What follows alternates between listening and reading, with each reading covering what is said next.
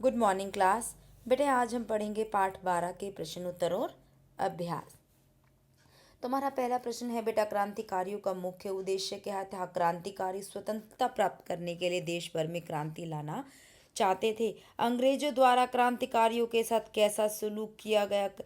क्रांतिकारियों को निर्दयी, बर्बर, पर कलंक आदि विशेषणों से पुकारा गया। उन्हें फांसी की सजा सुनाई गई। अशफाक को किस बात का गर्व हो रहा था? अशफाक को फांसी पर चढ़ने के लिए गर्व हो रहा था क्योंकि वह देश के 7 करोड़ मुसलमानों में पहला मुसलमान है जो देश की आज़ादी के लिए फांसी पर चढ़ रहा था। नेक्स्ट प्रश्न है, पत्र में अशफाक ने देशवासियों को क्या संदेश दिया है? पत्र में अशफाक ने देशवासियों को संदेश दिया कि सभी ने अपने धर्म या संप्रदाय को बुलाकर देश को आज़ाद करवाने का काम करना है। राम प्रसाद बिस्मिल की कौन सी इच्छा पूर्ण नहीं हुई? राम प्रसाद बिस्मिल की अपनी माँ की सेवा करने की इच्छा पूरी नहीं हो सकी। बिस्मिल ने अपनी माता को किन शब्दों से ढांढस बंधाया? बिस्मिल ने लिखा कि माँ, मुझे विश्वास है कि तुम यह समझकर धैर्य धारण कर लोगी कि तुम्हारा पुत्र माताओं की माता भारत माता की सेवा में अपना जीवन समर्पित कर गया है। जब स्वाधीन भारत का इतिहास लिखा जाएगा तो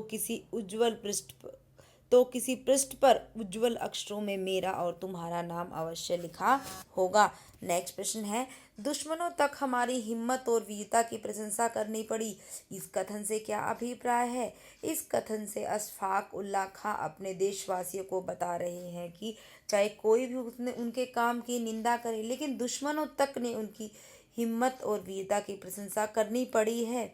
वे कहना चाहते हैं कि उन्होंने जो कुछ किया अपने देश के लिए किया और वे अपने काम से खुश हैं।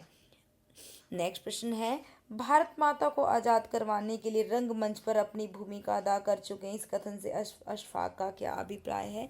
विवेचना कीजिए। अशफाक देशवासियों को संदेश देना चाहते हैं कि स्वतंत्रता प्राप्त करने के लिए सभी को एक होकर अपना योगदान देना होगा। इस कथन से अशफाक का अभिप्राय है कि हम तो अपना काम करके देश की आज़ादी के लिए फांसी पर चढ़ने वाले हैं, अब बलिदान देने की बारी बाकी देशवासियों की है। अशफाक और बिस्मिल को फांसी क्यों दी गई थी?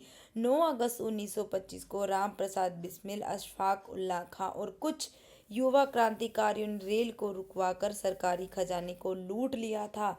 सरकार और जज अंग्रेजों के होने के कारण पकड़े जाने पर उन्हें फांसी की सजा सुनाई गई ताकि अंग्रेजों के खिलाफ कोई भी आवाज़ उठाने की हिम्मत न कर सके।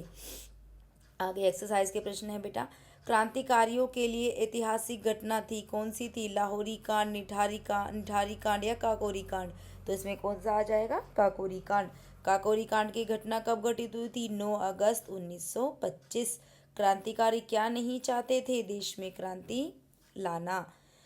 जनरल डायर ने किन पर गोलियां चलाई थी? निहत्थे लोगों पर। बिस्मिल ने माँ से कौन सा वर मांगा कि मेरा हृदय दृढ़ रहे? संज्ञा शब्दों से विशेषण बनानी है बेटा। स्वतंत्रता से क्या बन जाएगा विशेषण? स्वतंत्र। भारत भारतीय। उज्ज्वलता उज्ज्वल। स्वाधीनता स्वाधीन। वीरता वीर। गुलामी गुलाम। अब आगे क्या है? विशेषण से संज्ञा बनानी है। मेहनती मेहनत। कलंकित कलंक। मीठा मिठास। हिम्मती हिम्मत। आगे नेक्स्ट प्रश्न है बेटा, गद्यांश को पढ़ना है और उसके आंसर देने हैं। सरकार भी अंग्रेजों की और जज भी अंग्रेजों को, फिर न्याय की मांग किससे करें? जजों ने हमें निर्दयी, बर्बर, मानवता पर कलंक आदि विशेषणों से पुकारा है। हमारे शासकों की कौम के जनरल डायर ने निहत्थों पर गोलियां चलवाई।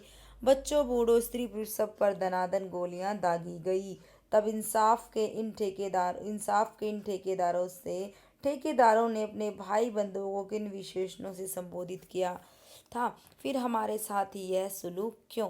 जज ने निर्दयी, बर्बर, मानवता पर कलंक आदि विशेषणों से किसे पुकारा था बेटा? किसे पुकारा था? क्रांतिकारियों को। निहत्थे बूढ़ों और स्त्री पुरुषों पर किसने गोलियां चलवाई थी? अंग्रेजी शासकों की कौम के जनरल डायर ने। इंसाफ के ठेकेदार किन्हें कहा गया है? जो अंग्रेजों की सरकार थी ना उस समय में जज थे, उनको कहा गया है। गद्यांश में से ई व ता प्रत्यय से बनने वाले शब्द छांटने बेटा। निर्दयी बड़ी ई है ना, और ता यानी कि मानवता। वीडियो को देखकर एक्सरसाइज को समझना है, कुछ नहीं आता तो मैम लाइव क्लासेस में डाउट क्लियर कर देंगे। Okay, bye class.